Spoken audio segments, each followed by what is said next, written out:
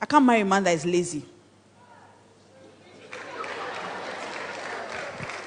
Some other women are gifted. They have grace. But you see, the Bible makes it clear that I'm your helper. I'm not sent to collect work from you. I'm sent to help you. So you must be doing something for me to help you. So, ladies, you will celebrate now. Okay.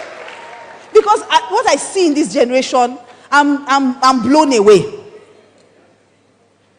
Listen, don't marry I'm planning to. Do you know I'm planning to?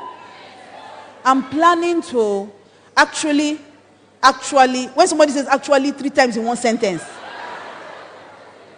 it's not husband material. I'm planning to is not a job. If a man, see, I can understand if he doesn't have billions, but you must be, how can you go out? You can't buy pure water. So there's no water in the house. You wait for me to come home before you drink water. Never. Can't marry a man that is lazy. You must be doing something so that when I come, I will help that something be better. But for you to expect that you just, when you marry a woman, all your problems are solved. Because that's what I see in this generation. Can't marry a man that's planning to since I know Pastor Gay says it so beautifully. He says, don't marry potential, marry a man's patterns. Don't marry his potential. Marry his patterns. You'll be looking now. He graduated at 25. He's now 39. He's been planning to, from that 25 to 39. How can somebody plan to for years? And they don't have small dreams, oh. It's big. They are planning to do big things. I'm planning to own a company that actually we're still doing the, I have all my business plan and all my actually it's just just investors who I'm still speaking to. So maybe we're just considering story. Bring out 10,000 naira. You cannot. I can't. Oh. So when I met Pastor K, he didn't have money. He didn't have a lot of money. But I could see that there was progress in his life. So I could see somebody had moved from Palo. By the time I came, they were already in Rochester Gardens. They were doing almost 3 services. So there was progress. Somebody that started with 6 people already had about 350 people. There was progress. He had a house where he was living. Not that all of us go and squat inside his room that he has been staying since he was 5 years old. We now move into his parents' house and we now come and join him in that room that was not big enough for him when he was 5. And then you are complaining that your mother-in-law is disturbing you. You can't have 2 queens in one palace. It's not done. And then he will not tell you, she's my mother, you're my wife. I don't want to get into the middle of this. You are this. You are not even in the middle. See, I cannot stand a lazy man, especially a man who is lazy mentally. You can't have question ask him. You can't have issue. You know issue. When you have a problem that you have prayed, you don't know, you just say, honey, I don't know, how do I do this thing? Is that looking at you? As in what? Oh. He must make an effort. There must be an effort. When I met Pastor K, he didn't have liquid. It wasn't liquid, like plenty money. But he had a house he was staying. He had a car he was driving. I saw his faith had produced. He had dreams that I knew that if I came on board and I put my own favor on it, it would produce. What do you want to do? I'm not really sure. I'm still believing God. For 25 years, you have been believing God. Even if God was wicked, maybe by 15 years, he should have answered you something. You can't be... I can't marry a lazy man, personally. So ladies, it depends on you. I also can't marry a man who is not secure.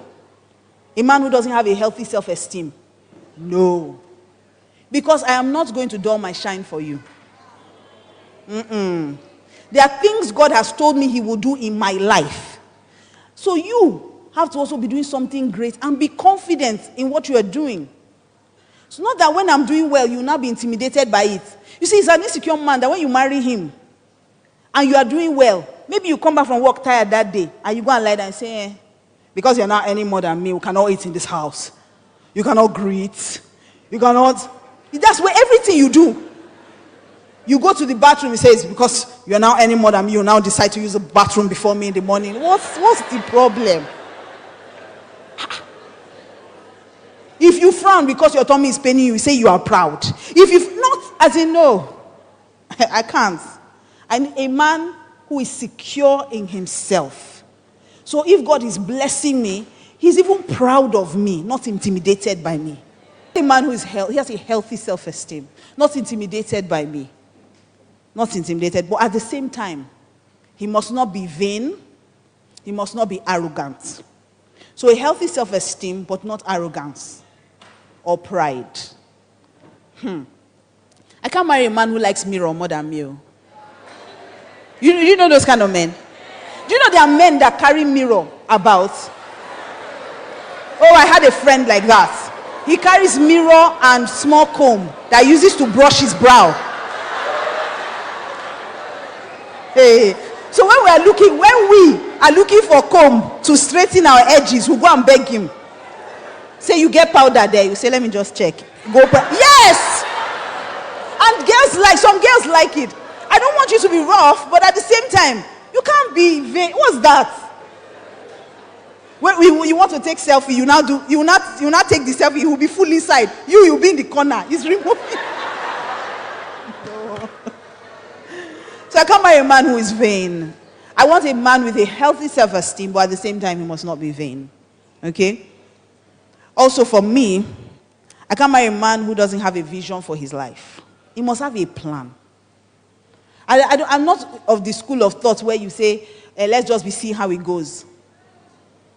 If we don't have a plan, it can't go. So what are we seeing? Let's just see how it goes. Let's just see. No. You must have a plan. You must tell me where you are going. What do you want to achieve with your life? And your vision must be large enough to accommodate my own. Because I have a plan. And I have a vision. So if a man doesn't have a vision, no. The Bible says that without vision, the people enter an inferior condition. That's what one version says. An inferior condition. Meaning that there's a plan God had for you. There's a state your life should turn out. But if you don't have a vision, you can't get there. How do we get to where we don't know we are going to? So I see a lot of guys who they're just flowing, just enjoying life, just grooving, and the girl is just happy to be at this party, be at that party, be in his car, what's the plan for his life? Money, they finish. If you don't invest money, you will see that money is the most useless thing you can have in your life. So his dad gives him a lot of money now. He will just be like the prodigal son. He will waste it. So he must have a plan. Money comes into his hand. How does he spend it? What does he plan to do with it? In the next 10 years, where does he see himself going? Praise God. Every woman should marry a man who is accountable. A man that does not have anyone that he's accountable to is a dangerous man. If he doesn't have mentors, he doesn't have pastor, he doesn't have anybody that he respects, he doesn't have anybody that if they call him, he will say, yes, sir. Hey, it's the most dangerous thing you can do to yourself. Because the Bible says that you will submit to him. See, all this love you are doing, when you marry, God expects that you submit to your husband in all things. But if you submit to someone who is not submitted to anybody, that's disaster going somewhere to happen. Nobody can call him and say, come, don't talk to your wife like that again in your life. Have you heard? And he will say yes, and he will change. I'm not talking mentor that you say, who is your mentor? You say, T.D. Jakes, John Maxwell. You know, I'm into leadership. Nonsense. Does just John Maxwell have your number? Can we call John Maxwell and he will call you to order?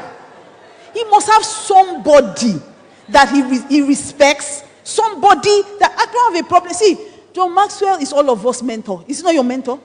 It's not your mentor. It's my mentor. All of us mentor.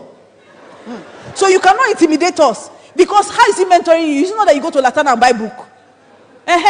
Means we know where we sell his books. But I'm talking about somebody that if your head is touching or a wire gets loose, because it always does at least once or twice in every marriage.